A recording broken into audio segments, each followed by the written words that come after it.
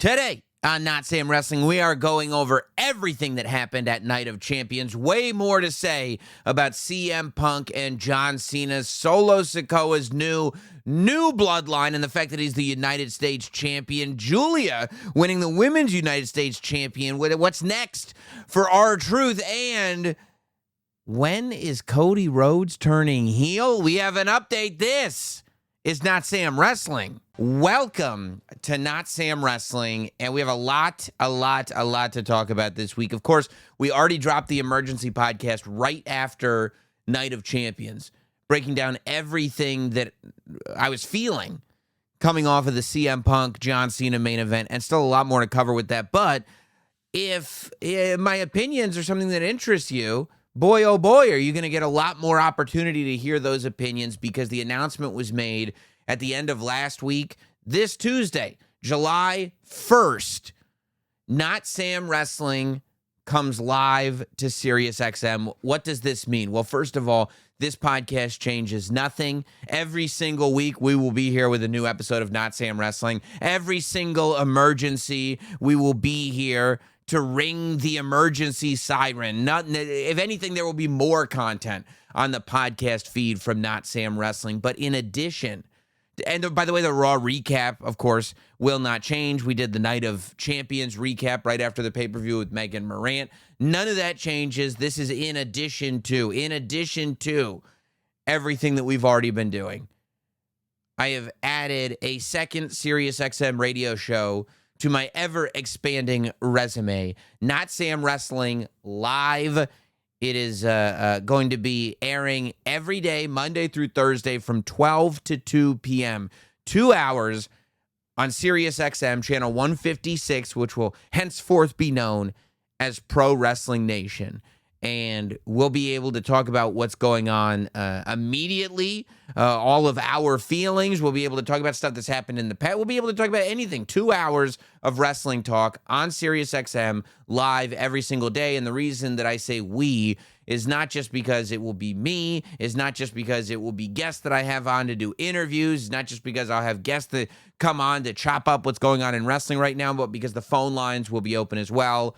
This is a radio talk show on SiriusXM's new all-wrestling channel, Pro Wrestling Nation, and I'm very, very excited. It'll be busted open in the morning, and right after busted open, Notsam Wrestling Live starts. So you'll be able to still start your week with the Notsam Wrestling podcast, and then have enough of me to fuel you throughout the entire week. If you divide up the content in the right way, you probably won't have a day without me. Because also, of course, every Notsam Wrestling Live SiriusXM show will be available on the SiriusXM app, and of course, content will be added to this feed as well. But I'm very, very excited about it. I'm really looking forward to it. It's a really cool thing, and hopefully, you guys will be on the ride over there as well as over here with me, because here we've got a lot to talk about, and this is something I've been wanting to talk about for a few days now. But I wanted to put my thoughts together, and I wanted to also see how Night of Champions and King of the Ring played out before we really got into it. Because Cody Rhodes broke news all over the internet. The whole world has been talking about this interview that Cody Rhodes did, where he basically said that the babyface run of the American Nightmare Cody Rhodes may be coming to an end. He did this interview with Kay Adams at Fanatics Fest. And instead of just going to the aggregation sites, because these quotes were aggregated all over the place, there were sensationalized headlines, there was a state of panic in the air, I said, let me find the original interview that Kay Adams did with Cody Rhodes so we can really break down what Cody Rhodes said in this interview. And she basically asked him about being a good guy, and if he still likes being a good guy. Because as we've talked about on this podcast so much, he is in a world where wrestling good guys were not really a thing. You know, people always talk about true heels are gone. The idea of a true heel, not a cool heel, but a real bad guy that you paid money so that you could boo them, because you wanted to see them lose, because they got under your skin, because you hated them so much that you wanted a hero to stop them, and that's what you were paying your money to see.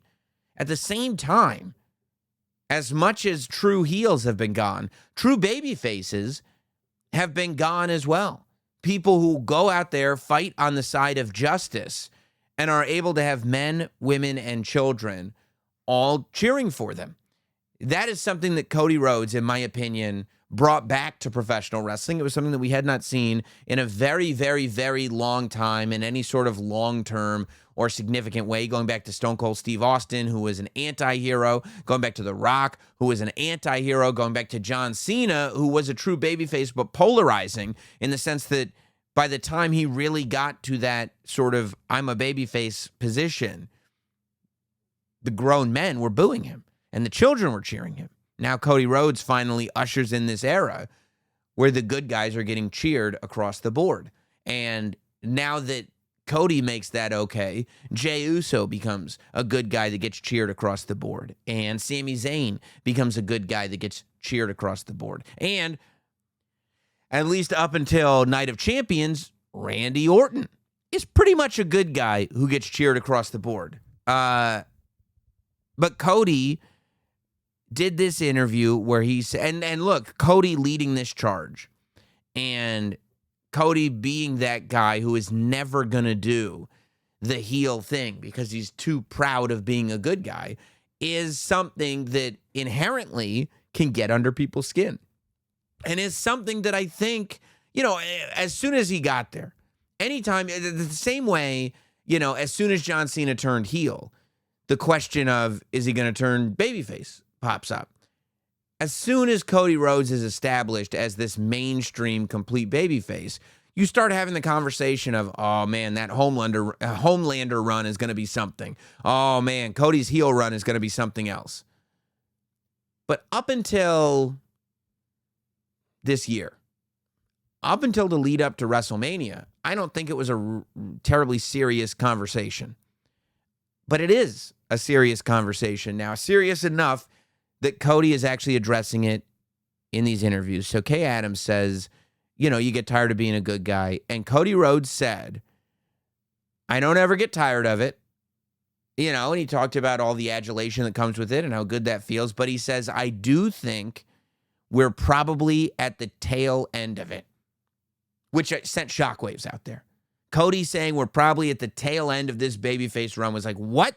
He's never said anything like this before. And then he said, there's only so much someone can like you.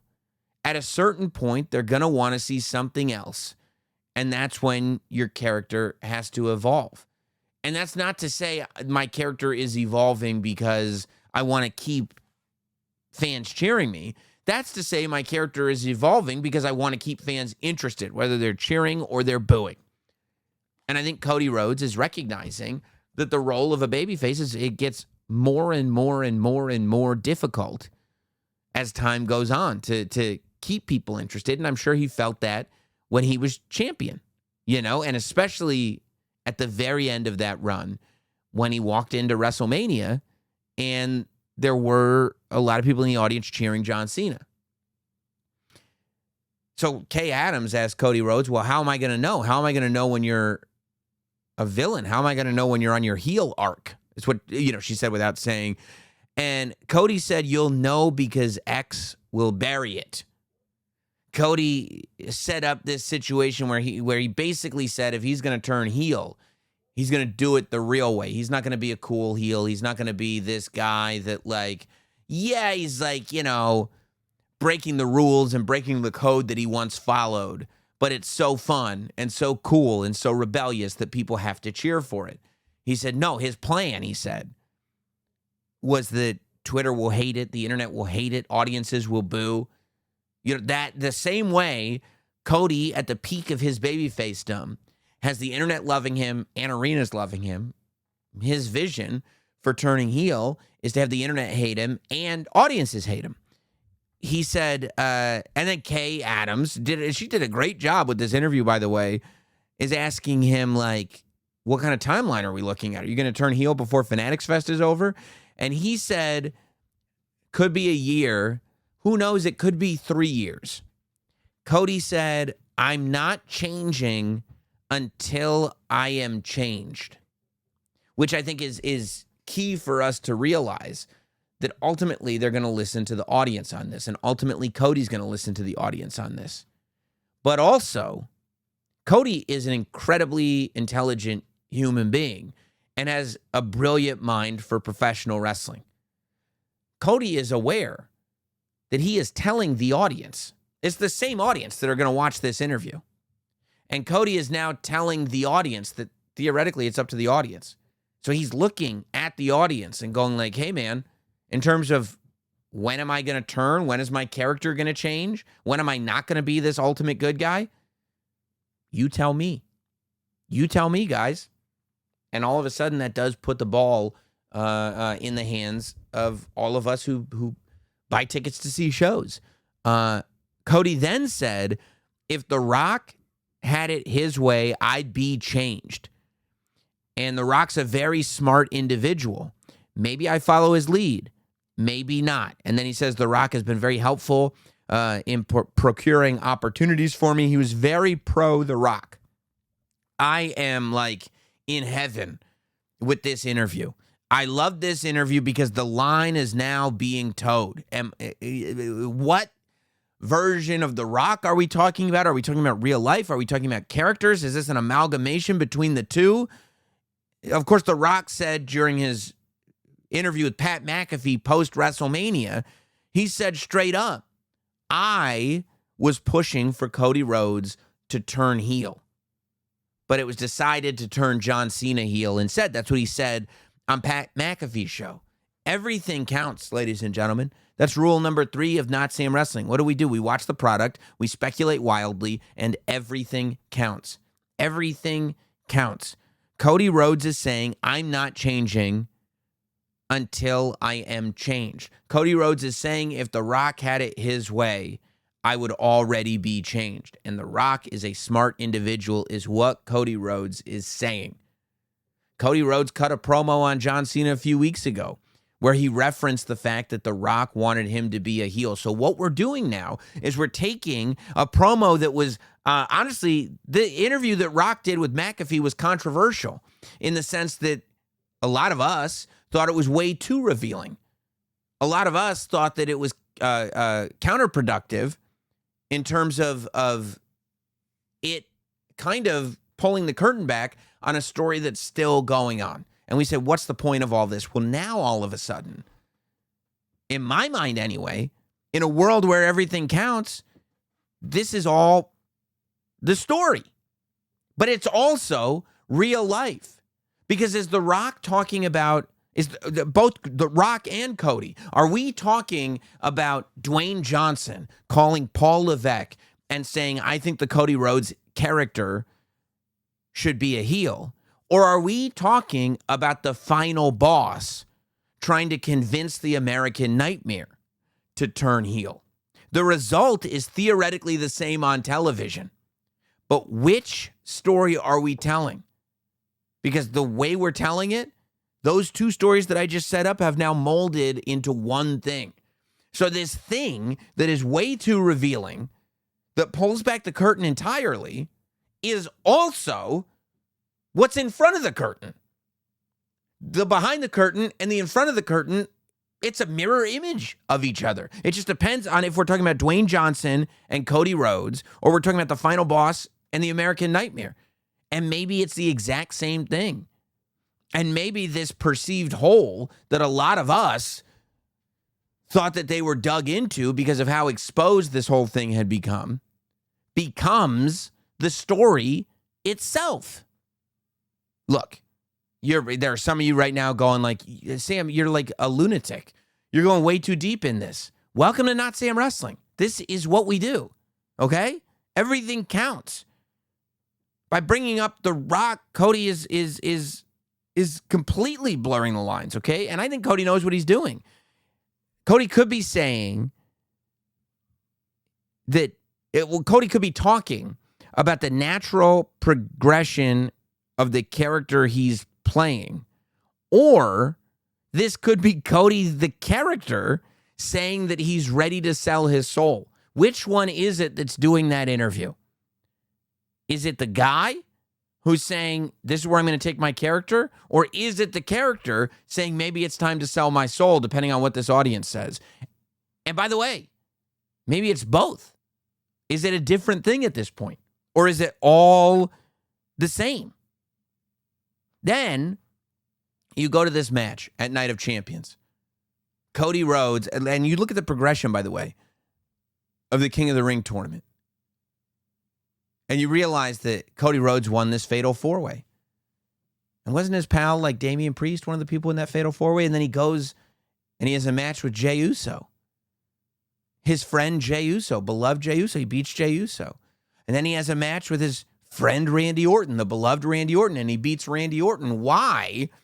We could set up a King of the Ring tournament where Cody Rhodes is going round by round, beating heels to finally get to John Cena.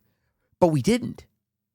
We went round by round with Cody Rhodes beating some of the most beloved baby faces that the company has. We have Jey Uso, who a large portion of the audience is saying, why did you already take the title off of him? I loved when Jey Uso was champion. The fact that you took the title off of him is burying Jey Uso. Do I agree with that? No, I think it's ridiculous. But there's a large portion of the audience that feels that way. So then why do you have Jay's next real big singles match be against Cody Rhodes and have Cody beat Jey Uso? Because you want Cody to be beloved by beating Jey Uso? You have Randy Orton, who people are going, man, we've been following Randy Orton for 2 decades now. We love this version of Randy Orton. We are dying to see this version of Randy Orton be the WWE champion. A lot of people are saying that. You have Cody beat him. Why? Because you want Cody to be beloved? Knowing that Cody got booed against John Cena? It's very, very interesting to me. It's all very, very interesting to me. See, the match with Randy Orton at Night of Champions, it came down to Randy making 2 mistakes, right? The first major mistake was Randy hesitating on the punt. He went for the punt, but first he hesitated on it. I don't know if I want to punt Cody. Okay, I'm going to punt Cody. But questioning it was enough time for Cody to be able to avoid that punt. If his head had come into contact with Randy's foot, odds are, theoretically, the story that we're to believe is that Randy Orton would have won the crown. So even though he didn't, and look, there's no world where Randy is fully going to say, I'm not punting this guy, because that's who Randy Orton is, right? We're not going to sit there and boo Randy Orton because he tried to punt Cody Rhodes, right? The same way when Randy comes back in, he has the chair, but the chair is simply a distraction for the referee, so while the referee's back is turned, he can expose the buckle. We're not going to boo Randy Orton for attempting the punt on Cody Rhodes or for exposing that turnbuckle, because we are cheering for Randy Orton. We are singing his theme song. If we have made the deal with ourselves that we are going to cheer Randy Orton, we are accepting the fact that this is what Randy Orton does. Babyface or heel, this is who Randy Orton is. So nobody's going to take umbrage with that because it's not out of character for Randy Orton. And Cody doesn't do anything dastardly. He's able to take advantage. Randy made a couple mistakes. Cody sends him into that exposed buckle. That's not a heelish thing to do. Randy's the one who exposed it, and they happen to be at that corner of the ring. Cody's able to hit the crossroads. 1, 2, 3. Cody wins the King of the Ring crown. But there was something very telling about that match to me that happened before Cody won the crown, which was both Cody and Randy were loved going into that match by that crowd in Riyadh. And by the way, the Riyadh crowd is one for the ages. I thought they were great at the kickoff show. I thought they were great on SmackDown. I thought they were great for so much of Night of Champions. But they were also, such a great gauge, right? Because they love Randy and they love Cody. They sing along with Randy's song. They sing along with Cody's song. They cheer for Randy. They cheer for Cody. But one of the most important spots in that match to me was the Yaboo spot. Now, the Yaboos can mean a couple of things as far as Notsam Wrestling goes. I have in the past attributed the Yaboos to the reactions that John Cena used to get, which is we're supposed to boo, but we really love him. When he returned at Madison Square Garden, you can hear the audience go, yeah, and then it changes to boos. And the reason that happens is because naturally everybody's very, very excited, but then they remember, oh, wait, I'm supposed to boo him. That's not what I'm talking about. The yeah boo, the other yeah boo is the series of punches back and forth. When opponents are punching each other, one punch for opponent A, one punch for opponent B, one punch for opponent A, one punch for opponent B. And when opponent A punches, the crowd says yay. And when opponent B punches, the crowd says boo. And we got into a scenario where it was Randy and Cody in that punch for punch, yeah, boo spot. And when Randy threw the punches, it was yeah. And when Cody threw the punches, it was boo. Cody was not booed out of the building. Cody wasn't booed at all. Cody was beloved. But in that moment, the audience was given a choice to cheer for Randy or to cheer for Cody. And in that moment, that's the direction that they went in. The audience began to tell you. The audience began to potentially change you. Because then as they finished the match and Randy's out of the ring and Randy looks furious. Randy looks like he's going to turn heel, but is Randy the ultimate heel? I don't know. Because Cody grabs the mic and Byron Saxton gives it to him, and he's holding his new King of the Ring crown. And first he thanks Randy and calls him a future Hall of Famer and denotes that he'll be back in Saudi Arabia for many times over. And the crowd cheers him, but Randy's pissed. Randy is, and we don't know if he's pissed at Cody. We don't know if he's pissed at himself. We don't know. And then Cody references in his promo that fighting people like Jey Uso, Randy Orton, John Cena, CM Punk, that fighting these people, they're all beloved. So he understands the reaction that he might get. Cody is now not ignoring, but shining a light on the fact that there are boos that have been thrown his way. He's pointing it out himself in this promo. And then he says that whoever is the champion, whether it's CM Punk or John Cena, they're holding the title for themselves, but more importantly, they're holding the title for me because at SummerSlam, I get the ball back. And look, I want to see Cody as champion. And if you're asking, what do I want? I don't want Cody to be a heel. If Cody's not a babyface, I'm going to miss Cody as a babyface. I mean, to me, it's still a mind-blowingly cool, rare accomplishment that Cody has been able to pull this off in the modern era. I don't think it's necessary that he gets turned heel right now. However, what happens if the match is Cody and John Cena, which it is on paper right now? And what happens if they go into MetLife Stadium and New Jersey chooses to cheer for John Cena over Cody Rhodes? Same way a lot of people in Las Vegas did. What happens if at some point Randy or Orton turns on Cody Rhodes, but the audience chooses Randy Orton? What happens then? Has Cody been changed? Does The Rock come back? Look, Cody said that X is gonna bury it.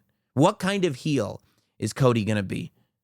In AEW, Cody Rhodes, and you can go back to my interview with Cody Rhodes. In AEW, Cody Rhodes attempted, I believe, and I think that Cody would agree with this because he kind of made inference to it in our conversation. But Cody was a heel because he wouldn't be a heel in AEW. Because people were ready for it and he wouldn't do it. I'll never turn. And they booed him and he said, I'll never turn. And it made them boo him more. So technically, not turning heel made him a heel. Is that what we see in WWE? Or do we see a more traditional heel and just the fact that Cody's doing it makes him a classic heel because he's such a classic babyface? Or is it somebody that is the most decorated WWE superstar there is. He's won every title. He's won the crown. He's won titles in other organizations. He's won, I believe he won a title in TNA.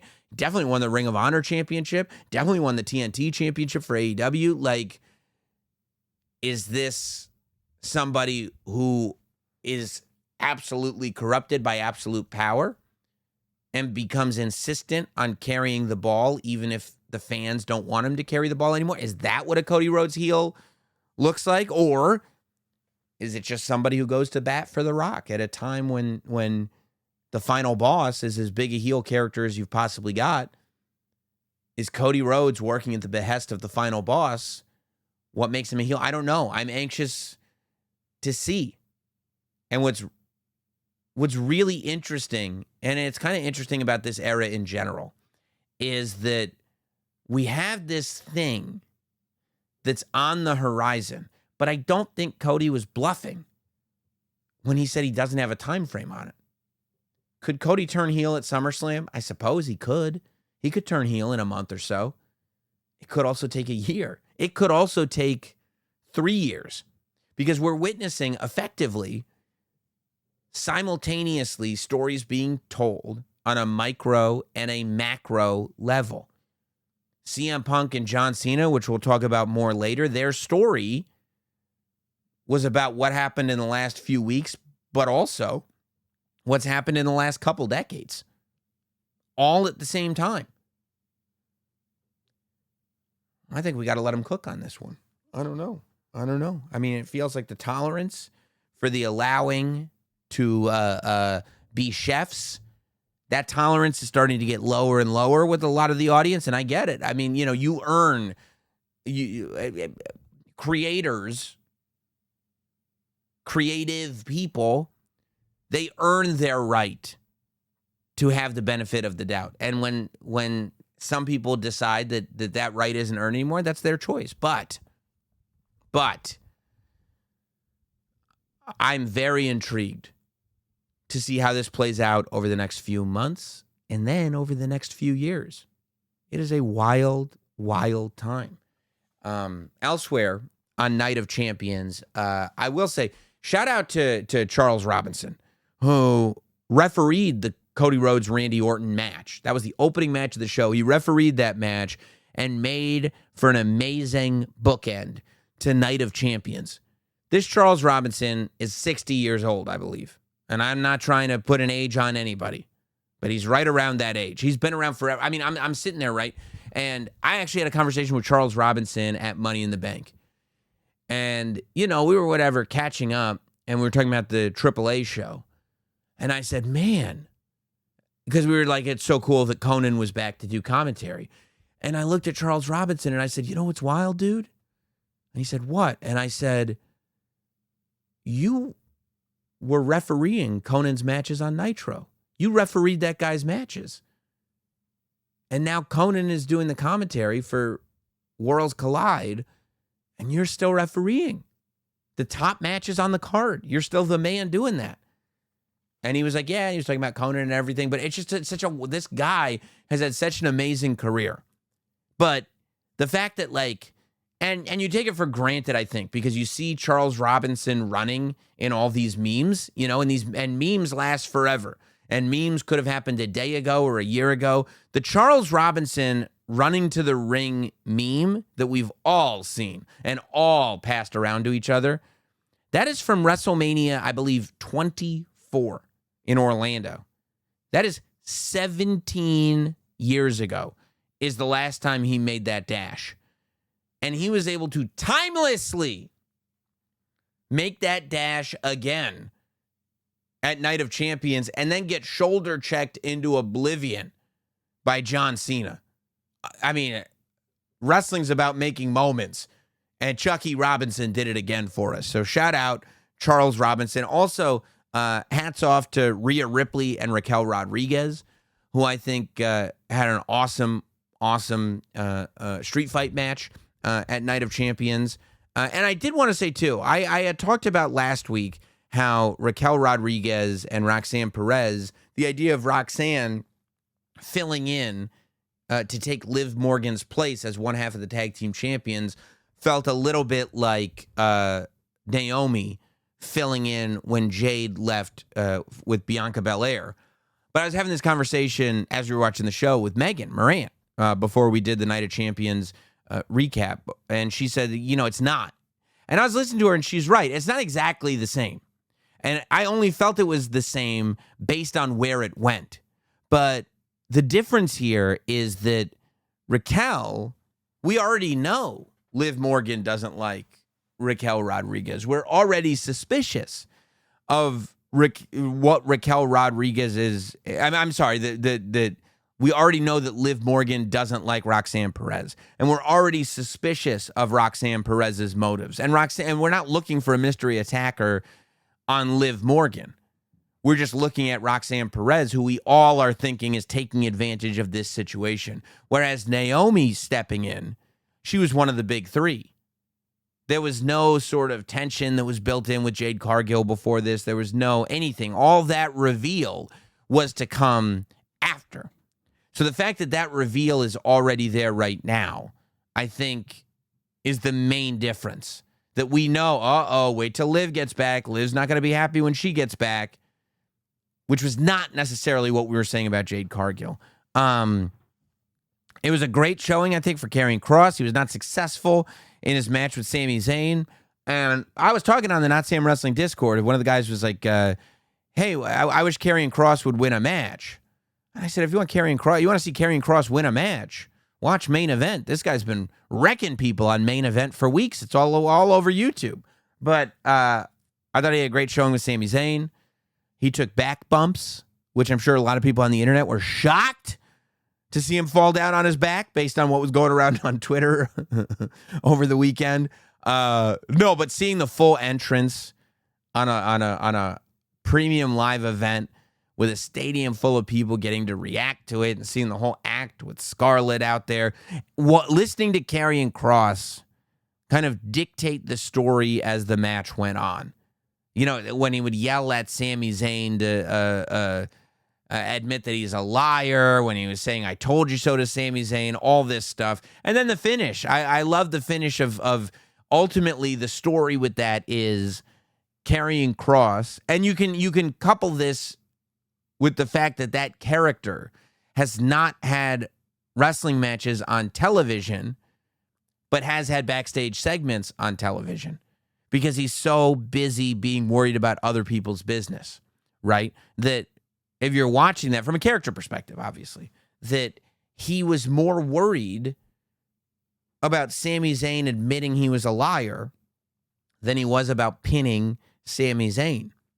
It was like the motivation of this Karrion Kross was to prove that he was right as opposed to winning the match. And when you go back into that Karrion Kross character and see the things that he takes credit for, whether it's, I believe he took credit for Shinsuke Nakamura's heel turn. I believe that he took credit for changing AJ Styles. He's taking credit for changing the New Day.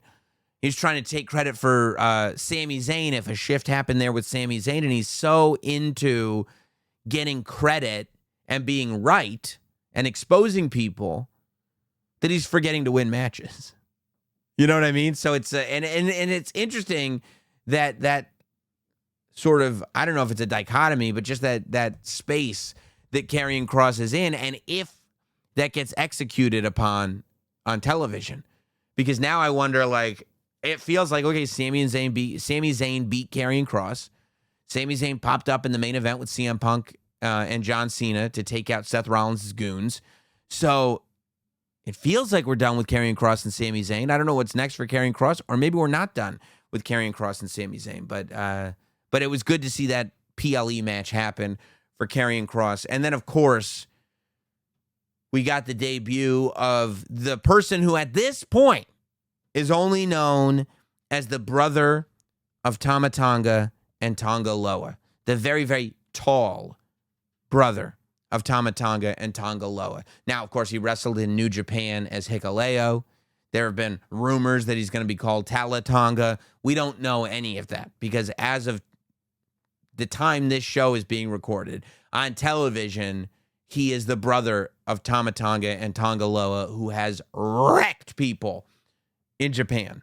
and he came out and he cost Jacob Fatu the United States Championship. Of course, the referee distracted by JC Mateo, the referee distracted by the returning Tongaloa, and it gave Tongaloa's very, very, very tall brother the opportunity to cost Jacob Fatu the championship. A lot of people caught off guard. A lot of people did not think that Jacob Fatu would lose the United States Championship this quickly. This is Jacob Fatu's first pinfall that he's taken since showing up over a year ago in WWE.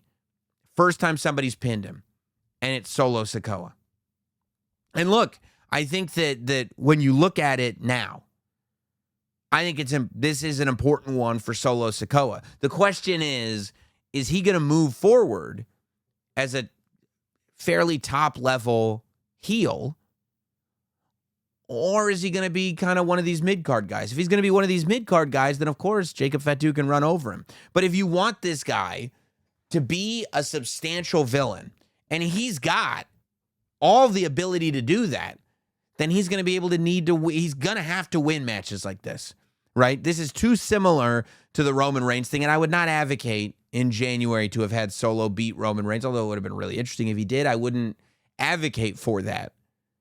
But Roman Reigns gets one match with Solo Sikoa, beats him. If Jacob Fatu turns around and does the same thing, yes, it boosts up Jacob Fatu and has him immediately going on to the next thing, which could be bigger and better. But ultimately, you certainly can't rebuild a new bloodline that way. If Solo loses, and then we still bring in Hikuleo, and we still bring back Tama Tonga, it's like you lost, dude. Like, at this point, what are we doing? But the fact that he won with their help, all of a sudden, I think, can lend credibility to this reformed group post Jacob Fatu.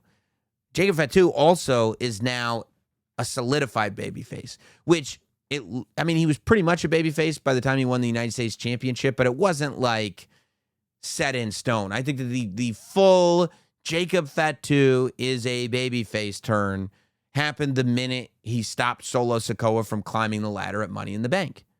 That's when it was like, okay, we feel the transition happening, but where are we going to land? That's where we landed. So now that Jacob Fatu has lost the title, not only is he a solidified babyface, but he's a babyface who is on a chase, which is exactly what the best babyfaces are. They're people who are chasing something, and it gives Jacob, now that Solo Sikoa has an army around him again. He's got JC Mateo. He's got Tongaloa. He's got Hikuleo. Like, now that he's got this group around him, Jacob Fatu has gone from somebody who, it was established, this character does not get along with people. This character doesn't have allies.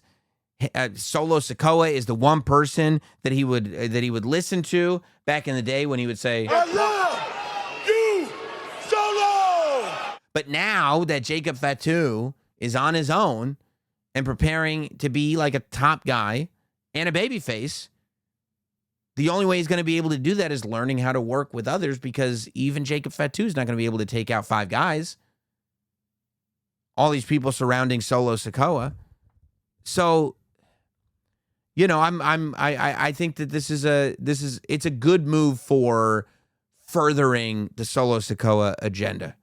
And I think the Solo Sikoa agenda should be furthered. I think there are still people sleeping on Solo. I think they're starting to wake up. If you look around, people are finally starting to get that Solo Sikoa is like goated. He rules. I mean, did you see him? Because one of my favorite versions of Solo Sikoa does so many different things now. He used to just be a guy with a thumb that didn't say much.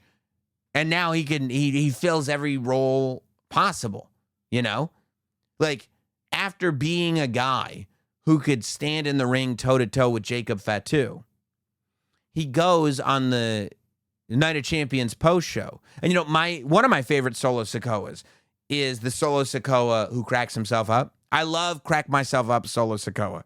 Like, anybody can say Jacob Fatu is all gas, no brains. But the fact that Solo Sikoa goes, wait, like, he stops everything.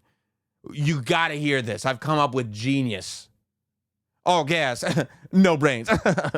And he's like moving his head around. He's got his hands out. Like he can't believe the level of creativity that he has just hit you with. And then he did it again. He did it again. That version of Solo Sikoa comes back and he does it again at the Night of Champions post show when they're chanting yeet, yeet, yeet. And Jackie Redmond is going like, do you have anything to say? You know, are you surprised that the people here in Riyadh are chanting yeet at you? And he goes, oh, yeah. They're chanting yeet. They're chanting yeet. What is that thing again? What is that thing? What is it? It's a one word, 4 letters. Stop. And he's cracking himself up again. He does this, weaselly voice that sounds nothing like Jey Uso. And then he cracks himself absolutely up. So good. So good. So, I mean, the fact that Solo Sikoa can pull all of this stuff up off is too good to me. We also get a definition on how this is different, right? We get a definition on how this version of Solo Sikoa has changed from what we've seen. And Solo Sikoa basically sets up the fact that up until now, he's been about giving back to his family, giving, setting up opportunities for people like Jacob Fatu. He says now it's about taking. And I think that what that sets up for, of course, as people who watch the product, we're not buying it. We're not sitting there going like, oh yeah, Jacob Fatu has just been the beacon of selflessness. No, but what it does set up is the opportunity to usher Solo Sikoa in with a little bit more rootlessness to him. A little bit more of that vicious Solo Sikoa that we saw at the beginning of the Bloodline when he was ready to tear out somebody's jugular if his tribal chief asked him to. The idea that he's all about taking now and that maybe he takes less for granted. Maybe that the original new Bloodline Solo Sikoa that popped up right after WrestleMania 40, maybe that version of Solo Sikoa felt like everything was just going to be handed to him. And that's why he was giving out opportunities, because he thought he just got to be the guy. And he had to get knocked on his ass. The Sheik had to make him humble, as they say.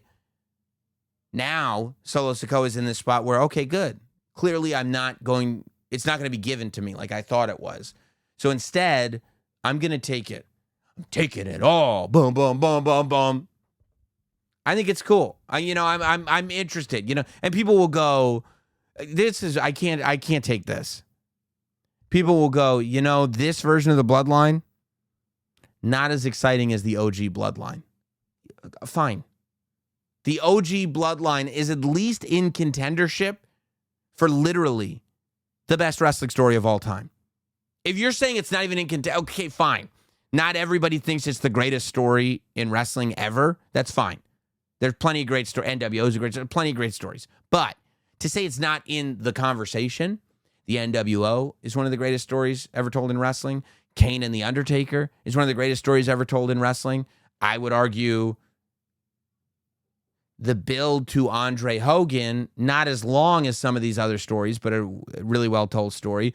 I would argue the year-long Mega Powers Collide story is one of the greatest stories ever told in wrestling. But to say that the OG Bloodline story isn't in that conversation is disingenuous, okay? So to be like, to watch this story beat happen, and then for the response to be, yeah, but it's not one of the greatest stories ever told in the history of professional wrestling, is almost like, are you like, you just need to naysay? Like, you just have to have something? Is that why you watch wrestling? Everything that you see on wrestling has to be one of the greatest stories of all time. Okay. Well, I thought CM Punk and John Cena told a good story going into this CM Punk John Cena match. We did a whole emergency podcast about that ended up being, the post Night of Champions emergency pod, ended up really being centered around CM Punk and John Cena. But now that I've had time to sit with it, to do a little bit of analysis, I've got some other thoughts about it. I mean, this was probably John's best match of this run, of this year, say. I maybe the Randy match. The Randy match was really good. At least up until, the end, just because of, going back to cheating and stuff like that. But I mean, the John Cena matches feel like they're getting better as they go, for sure. At the end, we're kind of, with all the interference, and I saw, I was reading some of the comments. I was of the opinion that the amount of stuff going on at the end and the interference and everything, I'm still of the opinion that it was earned and that it was all stories that have been placed over the course of weeks so that it would make sense that this would kind of explode. There were other people who, said, no, it's overbooked, it's nonsense. Okay, fine. It feels like that's a little bit of a more difficult place to have a conversation from, but fine. At the end of this match, though, we're left pretty clearly with Sami Zayn and Penta being together with a problem with Bronson Reed and potentially Braun Breaker, or Braun Breaker and potentially Bronson Reed as well. And we're stuck with, or we're left with CM Punk and Seth Rollins kind of having that rivalry reignited. Michael Cole, again, brilliant on commentary, but brilliant all over the weekend. Michael Cole calls Monday Night Raw. He then flies all the way to Riyadh.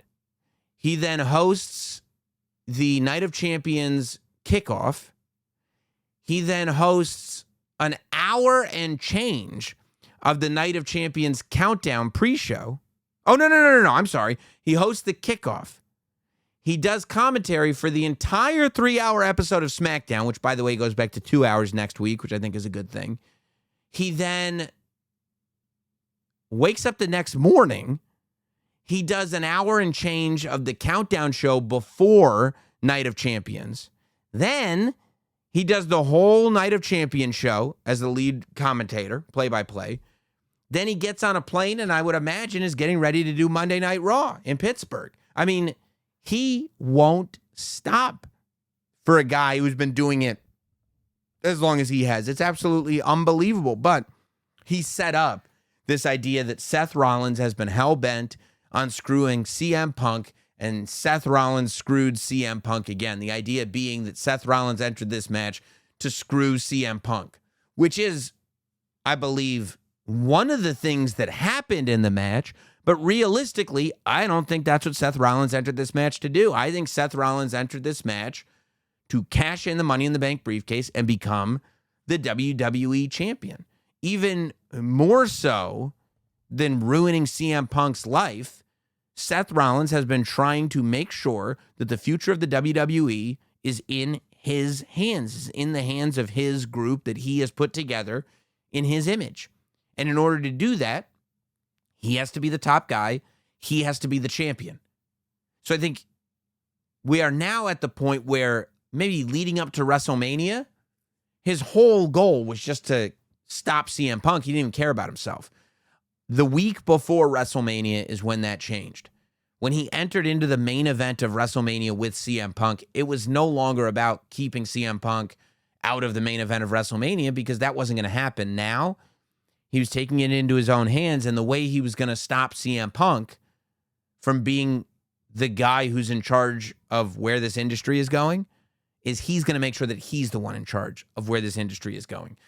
So I think realistically, the Seth Rollins character was trying to cash in that Money in the Bank briefcase. And while, yes, CM Punk got screwed out of the match, you could say, because of Seth's interference. And while, yes, Seth, that was probably a benefit to Seth, I think what we saw is Seth attempting to screw things up for John Cena. That's why John Cena shoulder checked Charles Robinson.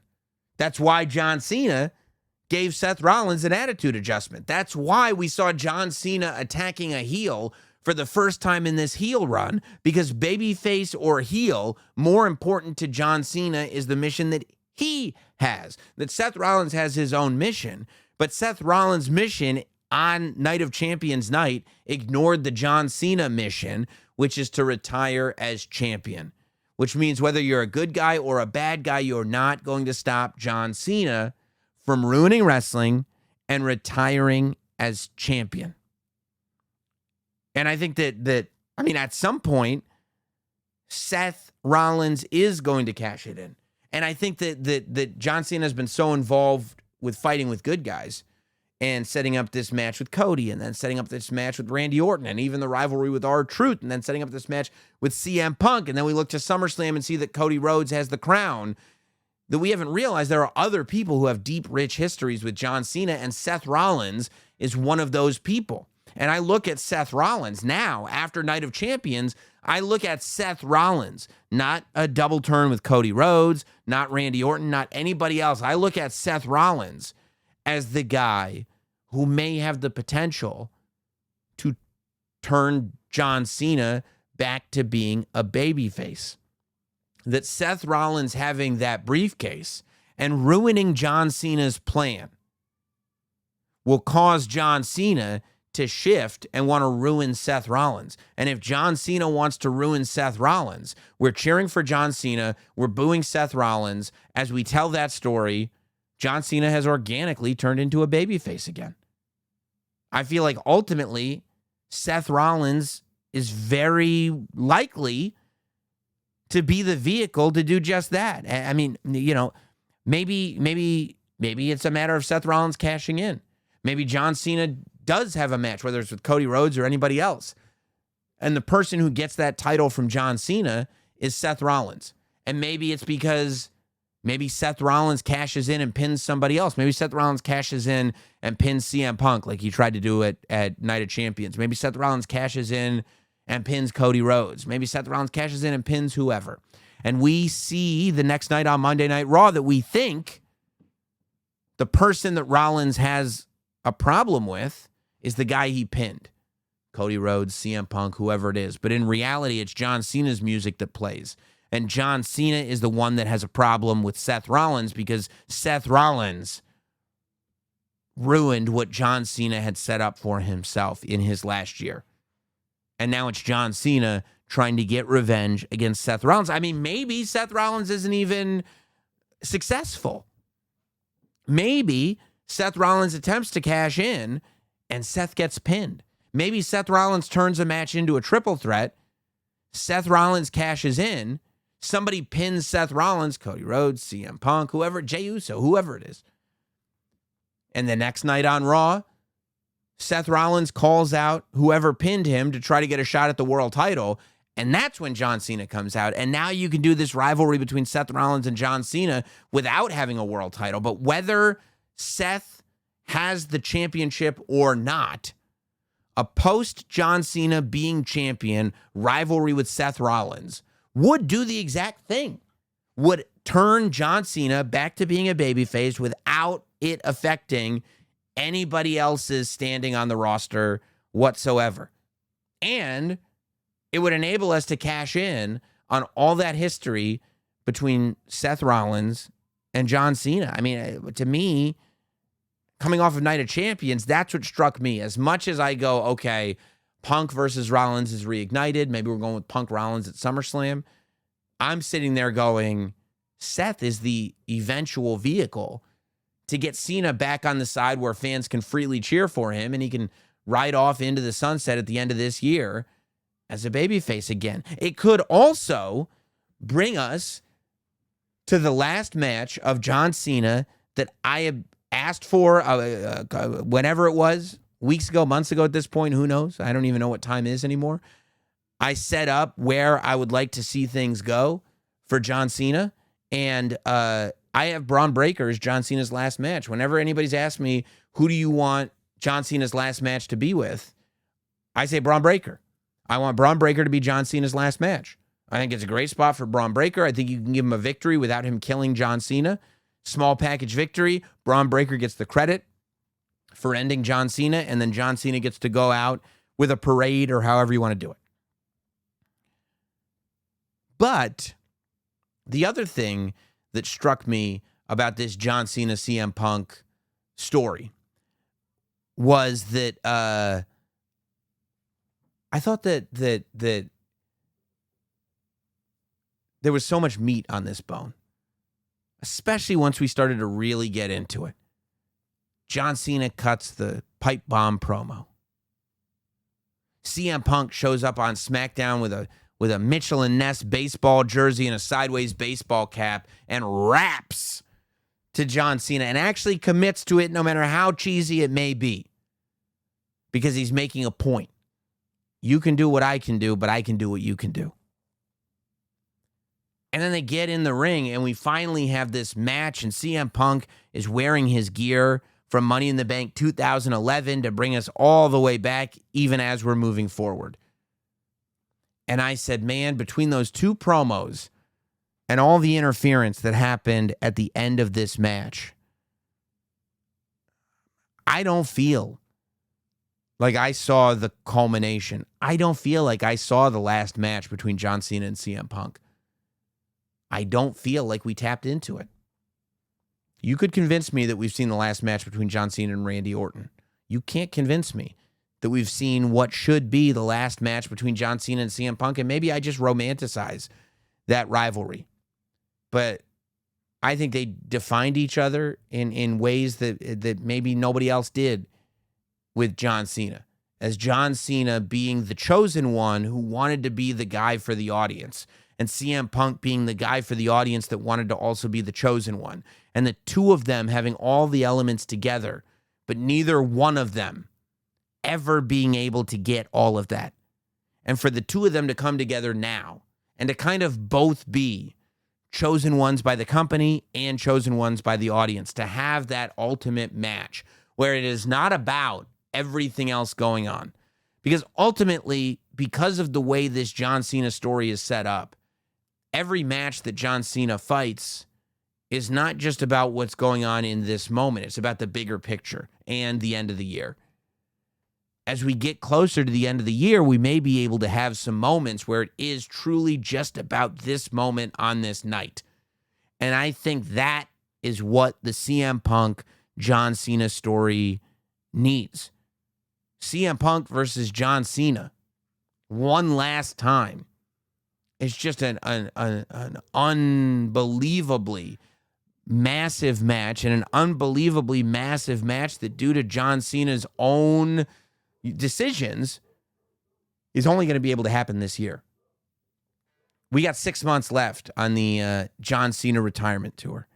And whether this happens before the last match, whether it is the last match, I could see John Cena versus CM Punk happening in December in Boston, being John Cena's last match, being that headline match. But even if it's not John's last match, I'm still hoping that we get one more match between CM Punk and John Cena.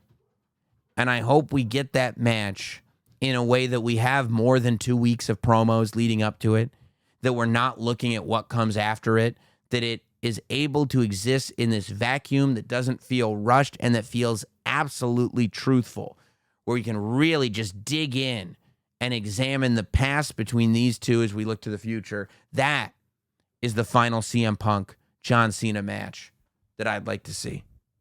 I'm interested in what you want to see. Send the emails in. NotSamWrestling@gmail.com is our email address. Don't forget, we will be doing a live Not Sam Wrestling show, SummerSlam weekend, the Thursday before SummerSlam, at the Comedy Cellar here in New York City. You can get your tickets at notsam.com. There's a ticket link right at notsam.com. So get your tickets now. We'll be doing a live Not Sam Wrestling podcast. And of course, if you're listening to this on Tuesday, as of now, we've got a live show on SiriusXM.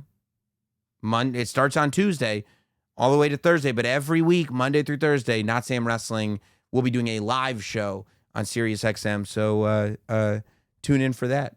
Also, shout out to Julia for becoming the Women's United States Champion.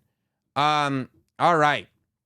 We've literally gotten more and more emails coming in as I've been recording this show. So let me go right to the top. Let's see. Tyler writes in, Not Sam, how would you book Roman's return, and who do you think he will face at SummerSlam? See, that's a very, very interesting thing, because if Roman is coming back to be where he last left, then Roman has unfinished business with Seth Rollins' group.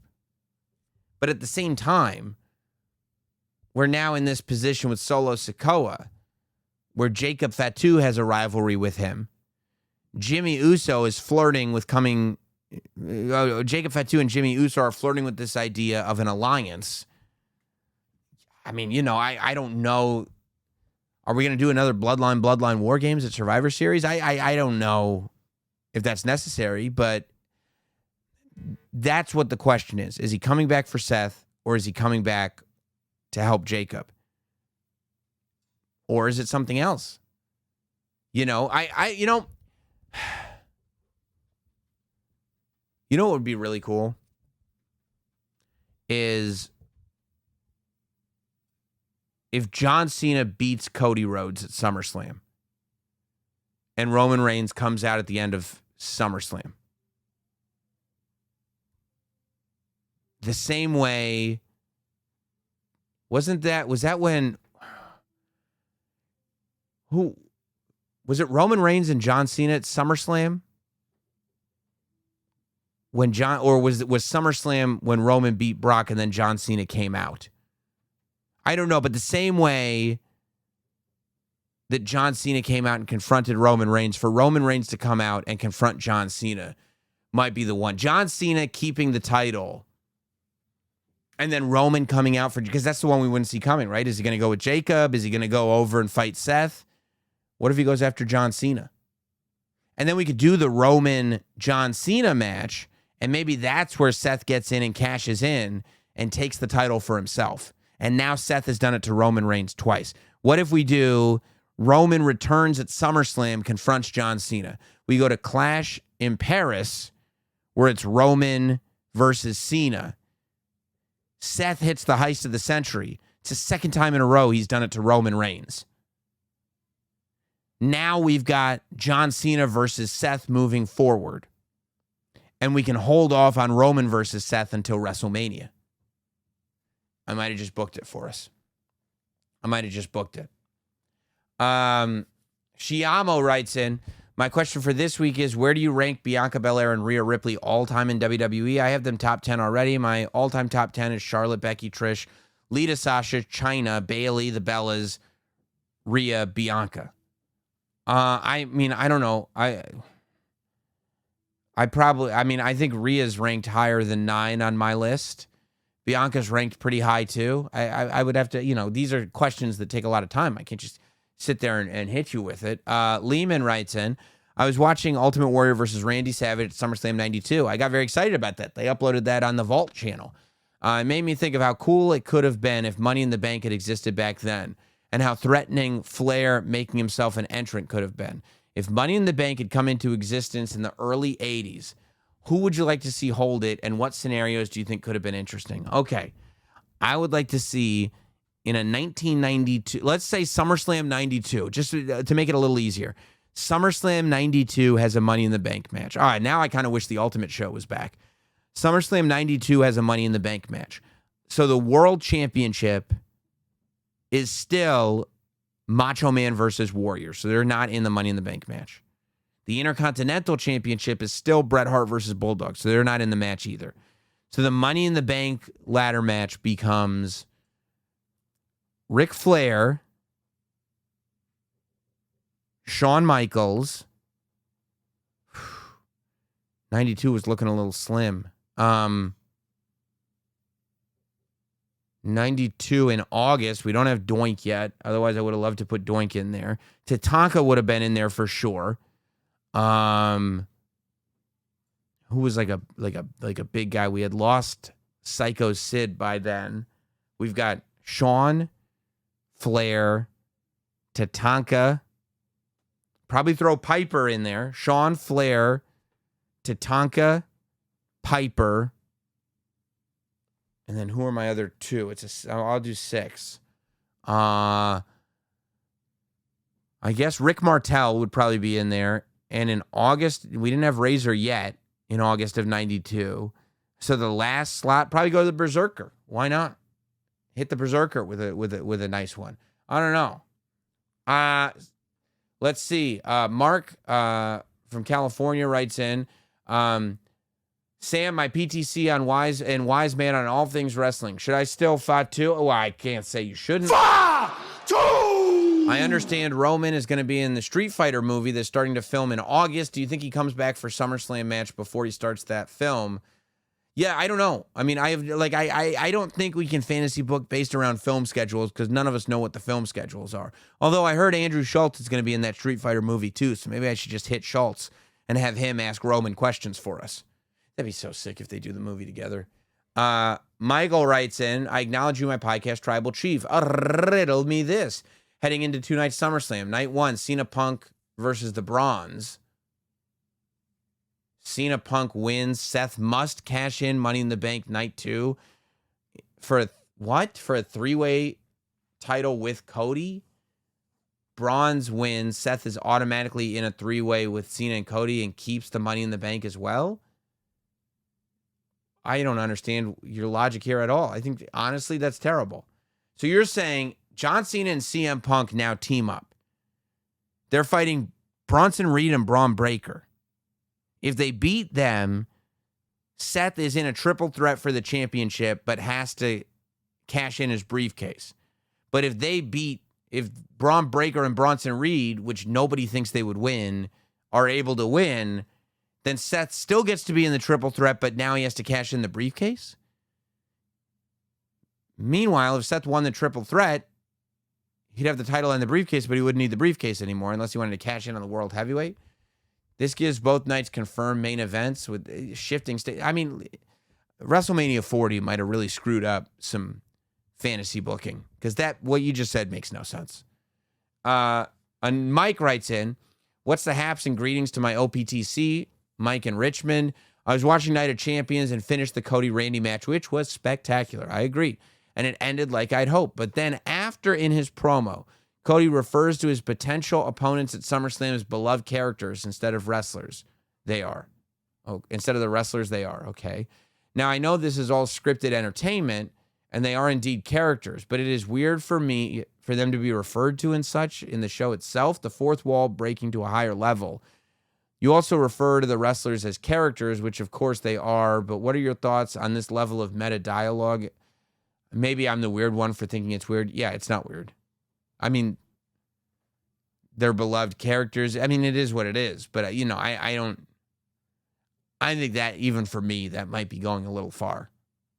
It's going a little far. Connor writes in, first off, congratulations to the Notsam Wrestling Live on the Notsam Wrestling Live news. 2025 really is the year of Sam Roberts. I would agree with that.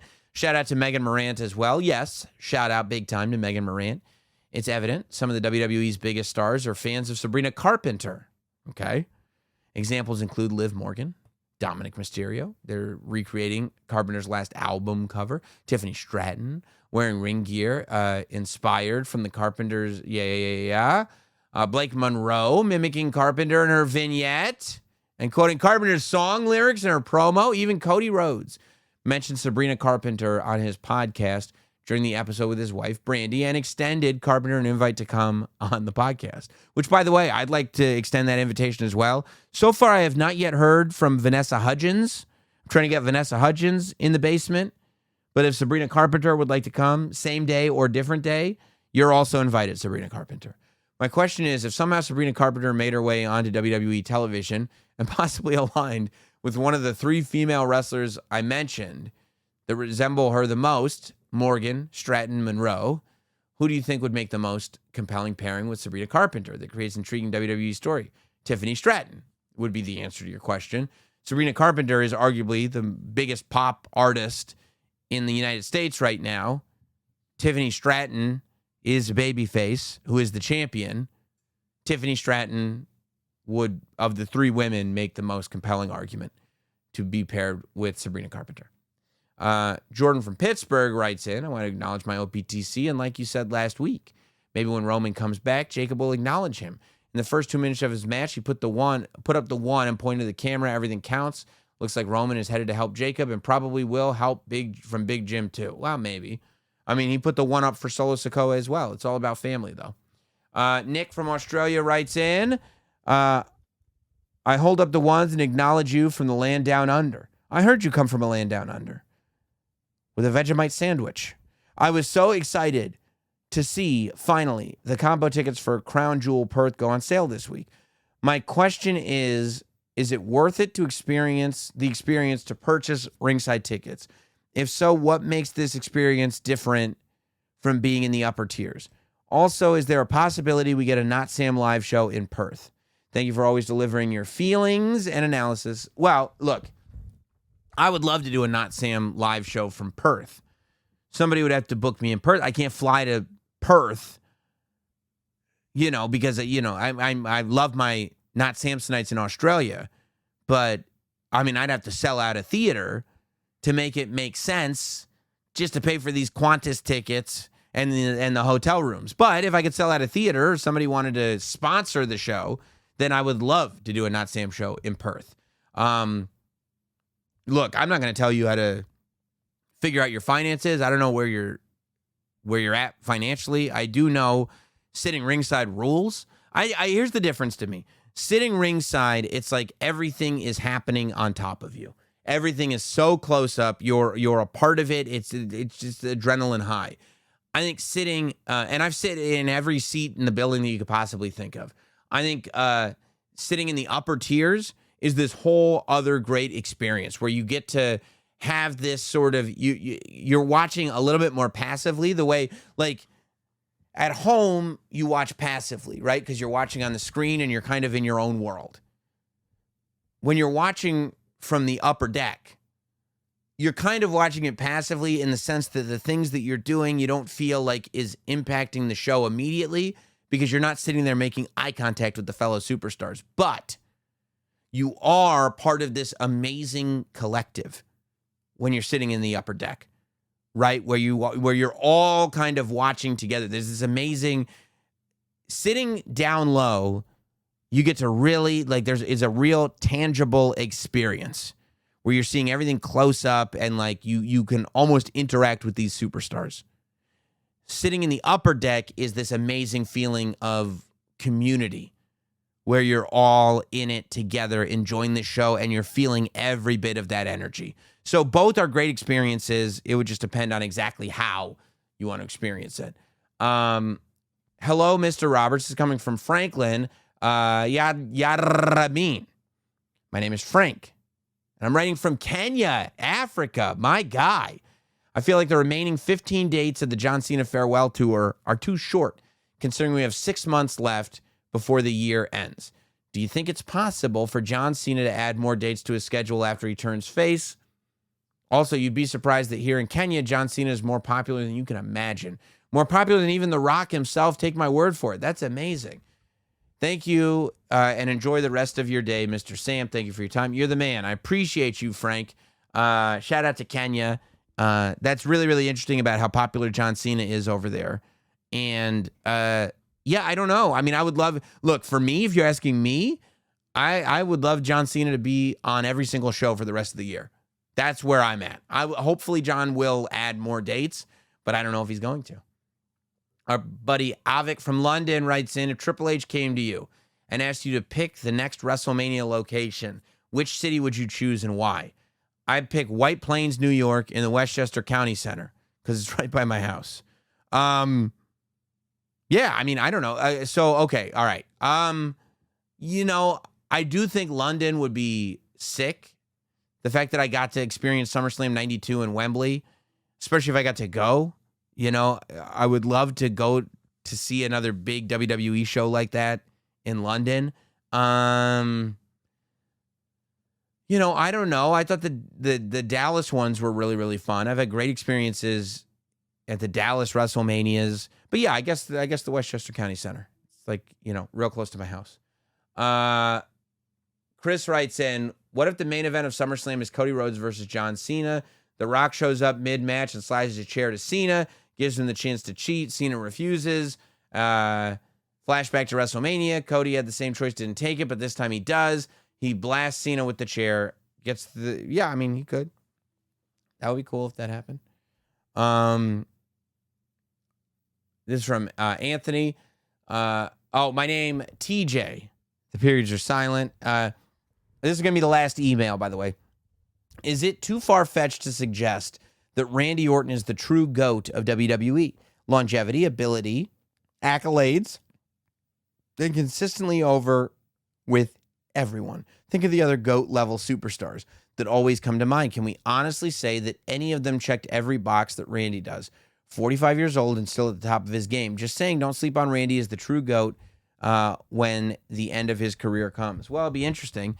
You know, I do wonder if they'll do something where Randy chases that 17 and tries to get 18. I think it's possible for Randy to pull it off. Randy is in the GOAT conversation for sure. You know, I think that, you know, it's wrestling is very, very subjective. So it depends on how you qualify GOAT status. You know, are you doing it by accolades? Are you doing it by longevity? Are you doing it by how good you are in the ring? Are you doing it by how much people like you? Are you doing it by how much money you made? And how much money you made for everybody else, right? I mean, ultimately, people say that that's what they're looking at. The greatest wrestler of all time is the one that made the most money. Maybe, but maybe not everybody is so cynical. Maybe everybody has different ways to do it, but I wouldn't tell you to keep Randy Orton out of the conversation. That's for sure, for sure, for sure. Appreciate all you guys hanging with us again this week. Make sure you're subscribed across all audio platforms, Apple, Spotify, everywhere.